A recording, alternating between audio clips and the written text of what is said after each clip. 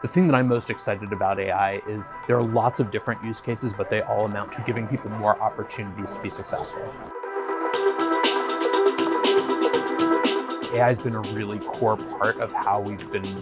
building most parts of the company, whether that's what you see in your news feed on Facebook or the ads that you see on Instagram or helping us find harmful content and take it off the platform. Obviously, generative AI has been a big focus for us and for lots of folks over the past couple of years, and I think it's really exciting what that's enabled.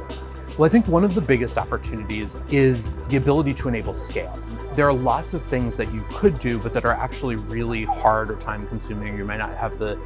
skills to do that, whether that's understanding a large volume of information and synthesizing it, whether that's communicating with lots of people at scale, as you might want to do if you're a business, or whether that's creative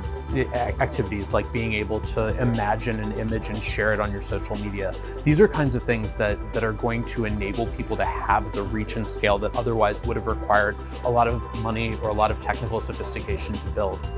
One of the biggest risks is, I think, that we just talked about the benefits of AI, and I think it's particularly important that we be thinking about making sure that those benefits are not just available and not just available to large companies like mine, but actually that are broadly available to lots of people in the world. We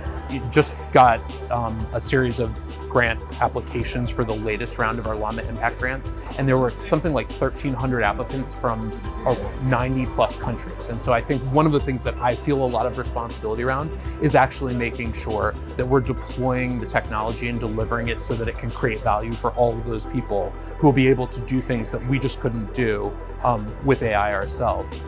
I also think it's really important and something we've spent a lot of time on making sure that as we're building this technology, we're doing it thoughtfully and responsibly, which is why we've done a lot of work both on our own in terms of our own evaluations of the technology to make sure it's being built safely, but also open sourcing safety and security technology. So for example, we have a program called Purple Llama that open sources technology that developers who use open source AI models can use to make sure that they're testing for cybersecurity vulnerabilities or making sure that the responses are safe when they deploy them into production.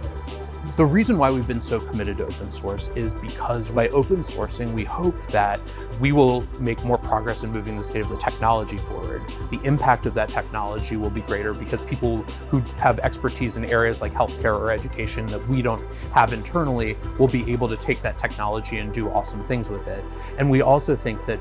open sourcing allows us to build openly and transparently, which increases trust in the entire system.